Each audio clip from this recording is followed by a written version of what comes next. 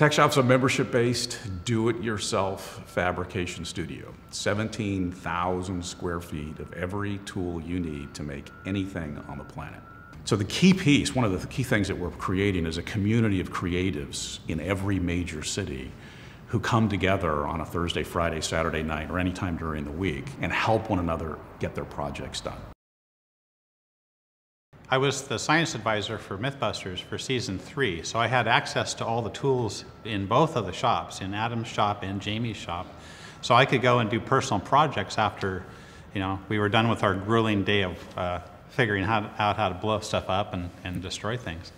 But then when I got done with the show, I felt really stripped of that. I didn't have those tools anymore. I just wanted a shop so I could just goof around and make all the silly things that I want to make. So I thought about other ways to model it, and it occurred to me that maybe the health club type model might work for a fabrication shop, and that's kind of how it started. People are used to having an idea and realizing, oh, I have no idea how to get access to the tools I need for that. I don't know what kind of materials to use for that. I don't know where I would get help to figure that out. So people give up on their ideas. I think if you have a place like TechShop and the maker movement connected to that, makes it possible, not easier, it makes it actually possible for people to pursue their ideas. So one of my favorite moments was really early on when I was sitting at my desk. Twitter had come out and I'd logged in and had my thing, but didn't really have anything to say. And then this guy walks down the hall, and I hear him talking to our dream consultant, and he's very excited, quite animated. I'm so glad that I found you guys. I can't believe you guys exist. I couldn't get my project done without this kind of platform. And the dream consultant asks him, well, what is it? What's your project? He says, oh, I'm working on a lunar lander. Yeah.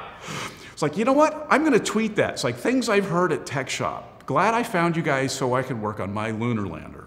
And sure enough, it was a team that was competing in the Google X Prize. People ask a lot, what do people make at TechShop? Well, it's like everything. Everything they have in their heads that they want to make. So, lots of automotive projects, lots of craft stuff, like you said. Lots of gifts, lots of prototypes for new products that people want to develop into businesses. We believe that there are kind of two phases to this revolution. There's the first one, which is just core access to the tools, which will be in every major city. But then when you spool forward another 5 or 10 years and you can download files from IKEA and Ethan Allen and mix them the way you want them and then ship them to the local tech shop, you really do move into a Kinko's 3D kind of model. It's local, it's customized by a local artist that uses materials that have been perhaps grown locally or sourced locally. And that is a completely different supply chain. It's a completely different approach to acquiring things. You now get to make it on demand. And so, again, in my mind, if you're 6'7" and you're getting a table from IKEA, well, it's not going to fit.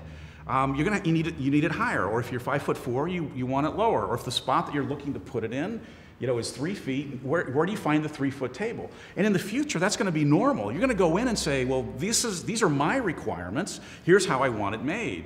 And we're going to look back, 10 years and say, what kind of world were you guys living in where you had to buy clothing that actually didn't fit and tables that weren't the dimensions that you wanted and you couldn't customize? Like, kind of a bizarre place.